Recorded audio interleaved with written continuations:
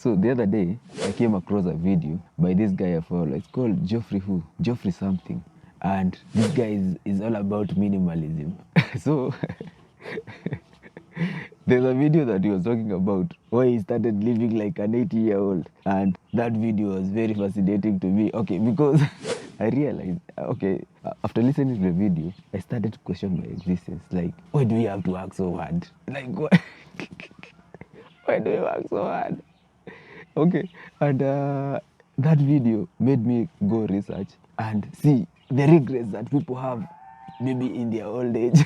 And you'll be surprised. Nobody had any regret of why, even the billionaires. By then, you'll be surprised that most people think that the happiest people are billionaires. No. In fact, they are the saddest and most pathetic people you'll ever meet. Like, I've listened to like countless interviews with billionaires, and most of the billionaires, they usually have regrets of maybe not doing things that they were passionate about in life. Okay, most of them became billionaires for following their passions, but most of them followed their passions but forgot to live. Like, they followed their passion, but they had little time to spend with their kids and their loved ones. As a result, their kids ended up being drug addicts. As a result, their kids ended up becoming like queer, weird people. And those are the regrets that they have. Like, if I should have spent more time with my kid, maybe he wouldn't have gotten into drugs. And if he hadn't gotten into drugs, maybe he wouldn't have overdosed and he would be alive today. But I was so like hoodwinked by making money. I forgot like I had the duty as a parent to be nurturing my family. So I was so much into wealth making that I forgot like the most fundamental. The one thing that I was supposed to do but I failed in it is become a better parent. So that's some of the regrets that millionaires have. Like, they didn't spend enough time. At the end of the day, they are like, the money is not enough to fill the hole that was left after maybe the kid committed suicide, or after maybe the kid died of overdose, or maybe they have the relationship with the kid is so much broken that it is irreparable. But they have to continue maybe giving the kid the money, but the kid doesn't look at him like the father he is supposed to be. So that's why I had a lot of soul searching. Because so many people forget how to live. Because living like an 80-year-old, you'll see an 80-year-old somewhere lives every day appreciating the day they are living, because they don't know they don't know how much is left of their time. So every day to them is like a gift, and being the gift it is, they have to live it to the fullest. That's why most of them, you'll find them rocking in the seat. It's early in the morning, they'll have to wake up early in the morning to see the sunrise, and late in the evening they'll be there outside their porch swinging on the seat watching the sunset. In fact, it's very common to see an old person just gazing at the sky, and then you ask them, yeah, I'm just appreciating the weather, I'm just smelling the weather, it feels good. Yeah, that's why I decided to start living like an 80-year-old. I want to start living like I'm retired and doing what I love.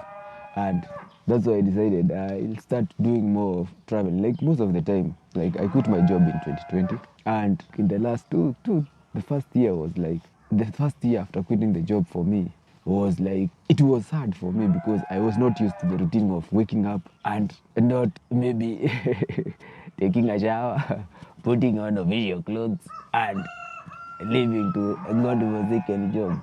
Like, for me, it was hard because with that, I indulged a lot. Like, I took a lot of alcohol. I smoked weed a lot. Because, like, I was not used to living that life. Like, I was my brain was wired to wake up, like, maybe, say, 5:30, prepare, and then by 8, I'm in the office waiting to serve the first customer. And then I continue with the day until 5, I leave office, or maybe 6:37, I leave office, go back home. The cycle continues to Saturday. So it was like that. So after the first year, after I quit job, was like, I would say like it was a very big leave. I took a leave day for a year.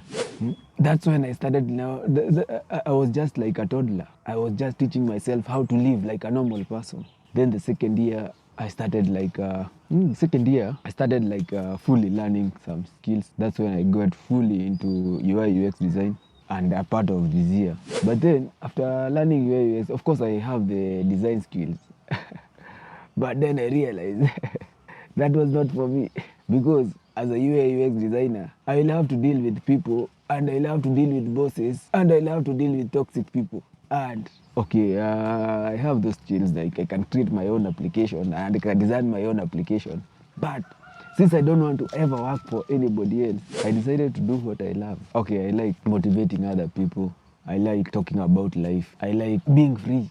I don't like living under rules. I work in abnormal hours, like I can fail to work during the day and work at night.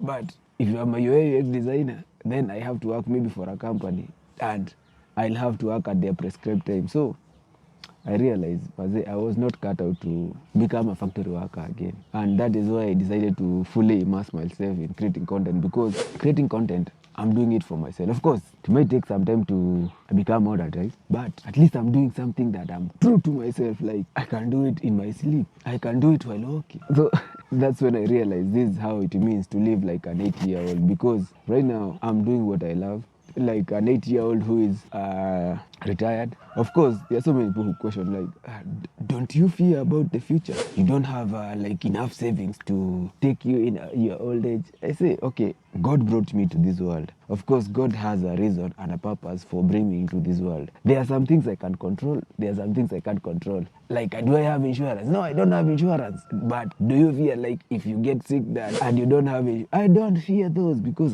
those are some of things I can't control. And I can tell you for sure, I don't have insurance. I don't pay for NHIF. I'm not telling you not to be paying them. Be paying them. But what I can say is that I've just decided that now I'm going to be fully immersed in trusting that God can take care of me. So I don't have to worry about not having insurance, because God even says that if you take even your mother to be your insurance, you are cursed. So personally, I believe that everybody has a divine being that overlooks them, and if some things you can't control them, you just leave them to that divine being to take care of them, because of course you are not the one who brought yourself to this world. Why should you like care so much about something that, okay, if you are to die, you are going to die, because either way the life that we live, you are born, the life that we live is basically womb to tomb. You are born, then you live, you die. Anything that happens between here, you are the one who is supposed to dictate like what is success to you, because if you let society dictate like this what it means to be successful, you'll never be truly happy. Okay, that's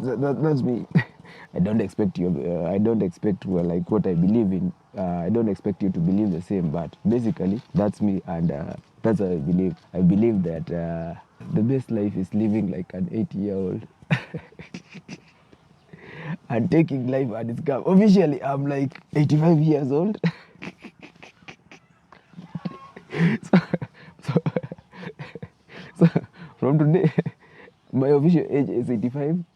So I'll be enjoying life as it comes, because I'm 85. I don't know how long I have to live. Okay. The reason why I'm saying that is you shouldn't worry. Like there's an 80-year-old worry, like where they will get like about their, what do you call it, the investment plan. Of course, that doesn't mean that I don't make investments or I'm not planning to make investment. Yeah, I'm planning to make investment, but I'm also planning to like travel more, get out of the house more, and to appreciate life as it comes more, because we live for today, tomorrow is just promised. I think that's the reason why so many people are sad, because they are worrying a lot about the future.